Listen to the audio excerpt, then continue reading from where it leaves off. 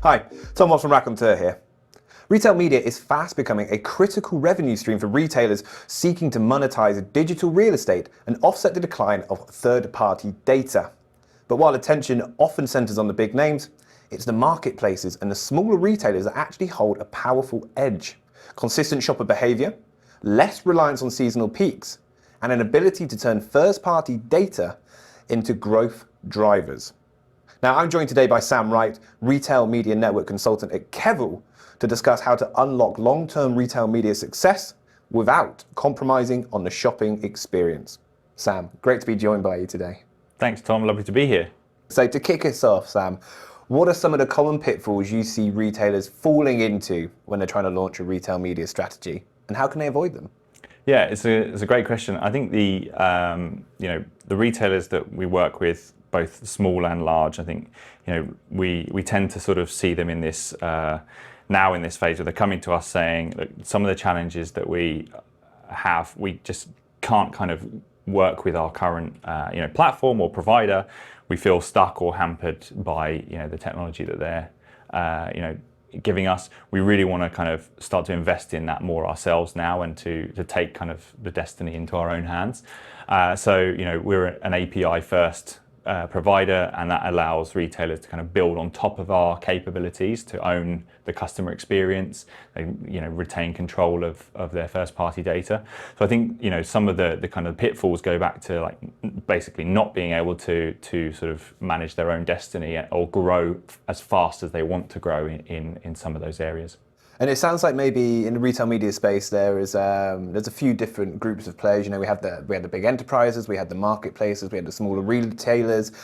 So why is there a different retail media playbook for these smaller firms like marketplaces and small retailers? Yeah, I think that's it's also a great question. I think the marketplaces are inherently a bit different to your typical retailer.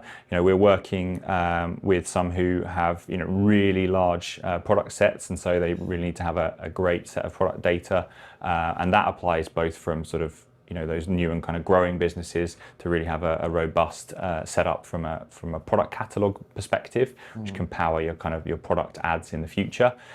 It also the margins of marketplaces are a bit different as well to those other providers.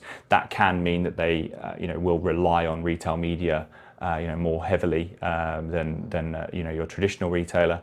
And I think that kind of access to a bunch of different advertisers as well is really important. So we work with a lot of marketplaces who have a really broad set of advertisers that they can work with.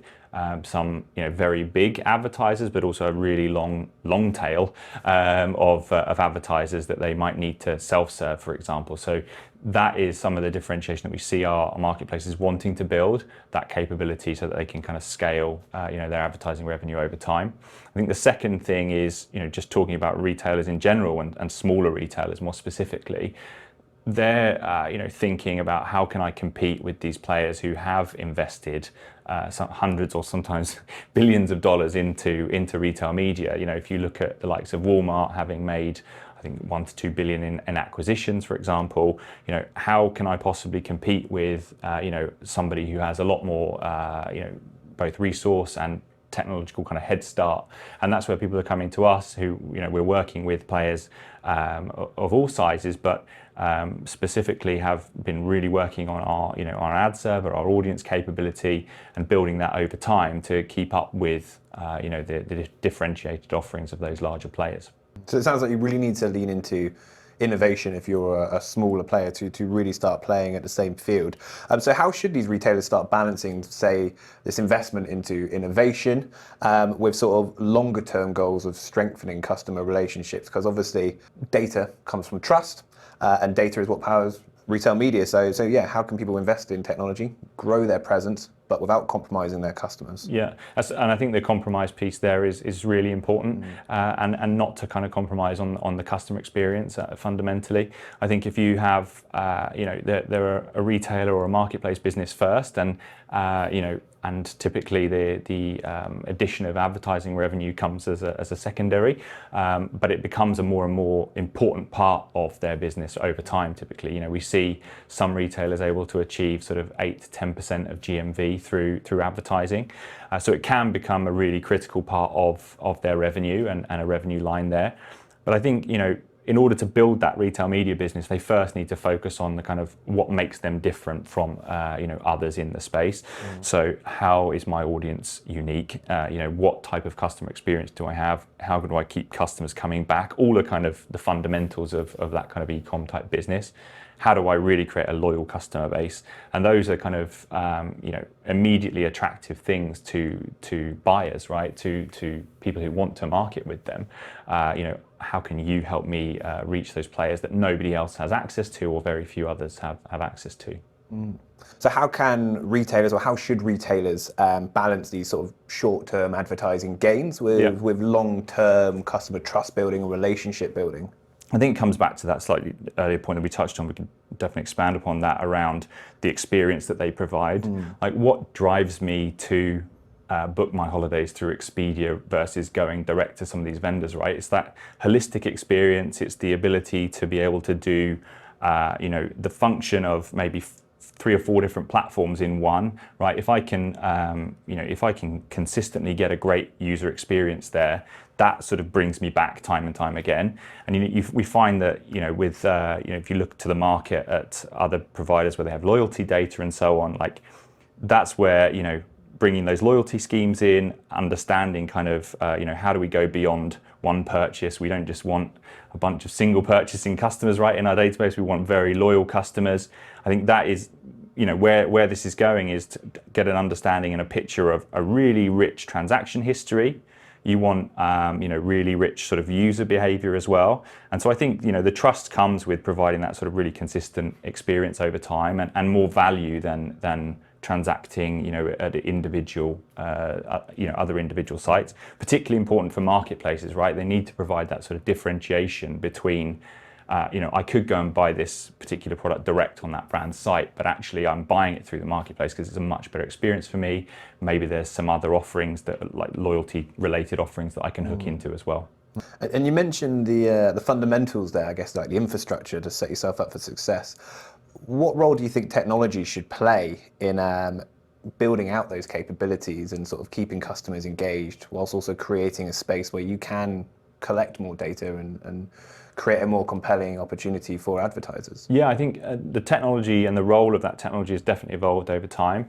I think we see kind of, looking, say, 5-10 years ago, technology took on a role of, being that kind of one size solution to fit everything. A bit of a black box, to be honest, where you'd almost sort of hand the keys over to the kingdom and say, you run that part of my business for me. It's not really integral to my results. And now we're actually seeing people wanting to take those keys back and to say, I really want to be in control of this now. So I think the tech needs to become, or it's certainly becoming more open. And from the retail media network side, they really want to own and control and understand what's going on within that and operate it themselves typically.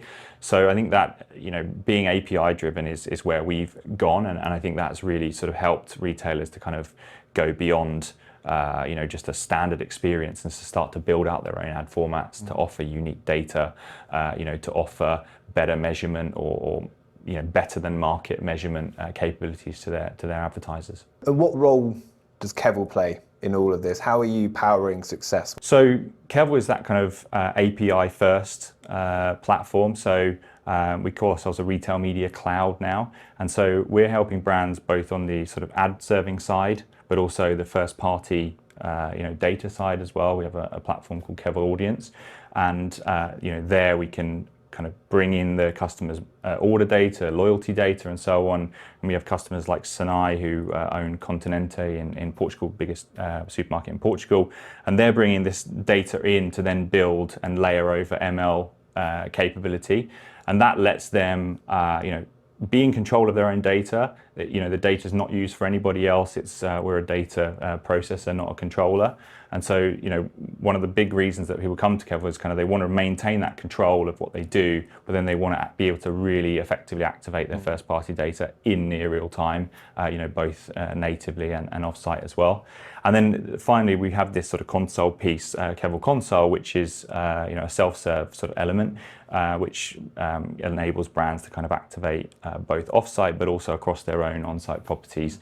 And that works really nicely for kind of these smaller and marketplace type players as well. Just to wrap things up, Sam, based on the expertise that you have and within Kevel, what do you think sort of comes next for retail media? What should people be looking out for or aware of when we go into the second half of 2025? There's obviously a drive to more AI and agentic type solutions. So I think there's a future where more of the roles of retail media have some AI level of influence. Our platform today already has a bunch of machine learning capabilities around when you use have your data hosted with us, we can layer on machine learning models to build segments, so propensity models and things like that, where you can better understand if there is a customer that might transact on a given brand or not, for example.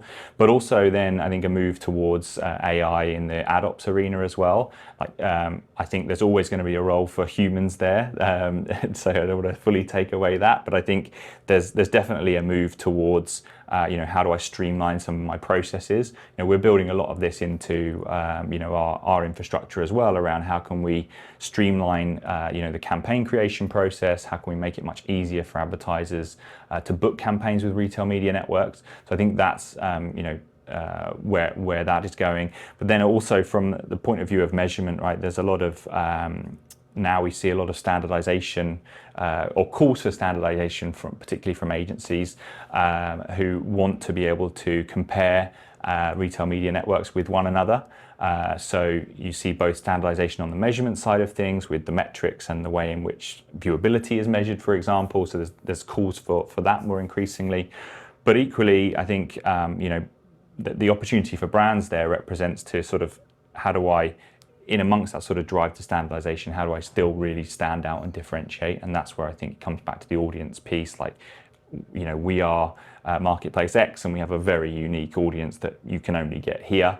But our creative, and our approach to creative, our approach to segmentation and targeting is different, and therefore, we have a unique offering for you. Sam, thanks so much for your insights and for joining me today. And it's clear that the future of retail media is evolving very quickly, but there's also a whole lot of opportunities on the horizon for brands looking to play in the space. If you want to find out more B2B stories or news, visit raconteur.net. I've been Tom Watts, and thank you for watching.